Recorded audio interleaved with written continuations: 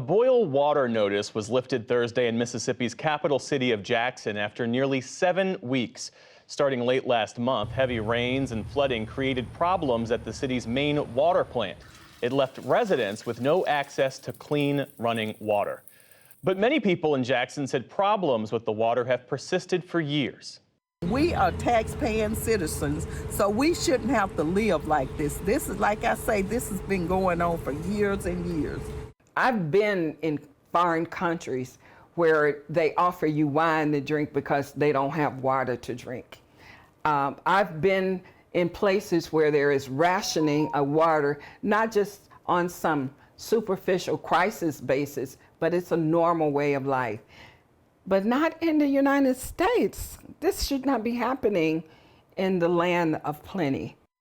We're joined now by Lieutenant General Russell Honore, who led the military relief efforts after Hurricane Katrina. It's great to have you with us. It's good to be with you.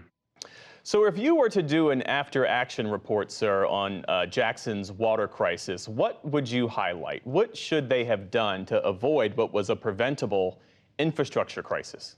It reminds me, if I may just reflect for a minute, that the damage that was done during Katrina and the damage that was done Hurricane Sandy and Harvey and Maria in Puerto Rico was a weather event that attacked an aging infrastructure. For decades now, that water system has been at risk, from a winter storm a year ago to a boil water earlier throughout the summer. And then the heavy rains came and the Pearl River pressed that water system. So what could be done now is make sure that the Pearl River is controlled by the Corps of Engineers, where it does not flood out the intake to the Curtis Water Plant. But we're here to talk about drinking water. That being said, deferred maintenance, understaffing, absence of technical and support from the state and federal government in helping the city to maintain the system.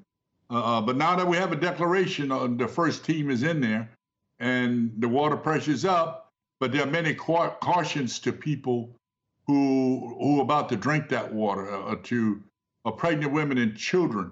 Mm-hmm. So there's still some cautions out there, but I think that's the main thing. It's aging infrastructure, and Jackson is not the only city with that problem. But on this issue of deferred maintenance that you mentioned, Jackson's mayor said the city's water problems come from that issue, decades of deferred maintenance, just putting it off. Should the federal government take a more active role if local officials can't or won't do what's needed? Yes, I mean, the federal government is there, but they're basically waiting for the city to ask them for help, as opposed to saying, this need to be changed, this need to be changed. We got a federal declaration, let's get it done. The procedure with the federal government, all the agencies there, the 3-letter and 4-letter agencies, is, well, the state need to ask for it if they want it. And that's unfortunate, and we hope they'll be more proactive. Right now, they're going through a testing cycle with the boil water, but I would hope the federal government would be more proactive. Mm-hmm. The other thing is, right now, they've, may I use that term, they've fixed it. In other words, like a tire that goes out, you put a plug in it, okay, it's not leaking, it's holding water. But does that tire need to be replaced? And there are a lot of parts in that plant need to be replaced. And the federal government has put a 90-day, I hope they extend that out for 6 months, because it will take at least that long to stabilize that system where the people have confidence in the water. Because right now, the people we're talking on the ground, they don't have confidence that the water is safe to drink.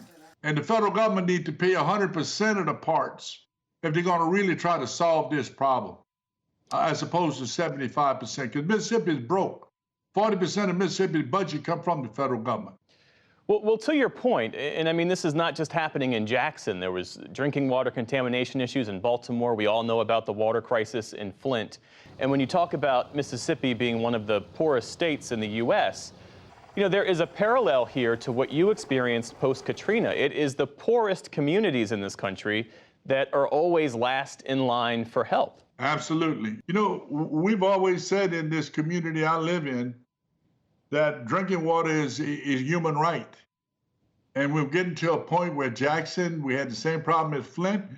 Flint was a man-made problem in that they made decisions to use a certain body of water that they knew was contaminated. In Jackson, the deferred maintenance and the weakness of the plant was exposed by the flooding of the Pearl River.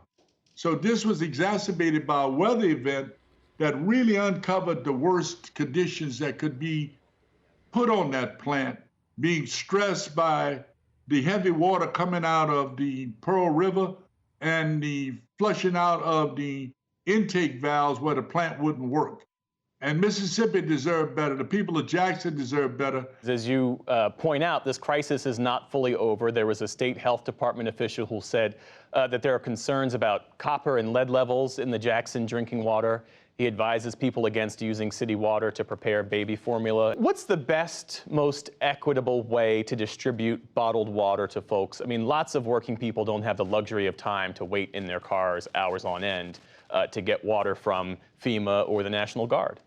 My experience go back to New Orleans. My experience go back to leading a brigade in the Egyptian desert. Water distribution is hard. On any given day, on a clear sky day, water distribution is hard.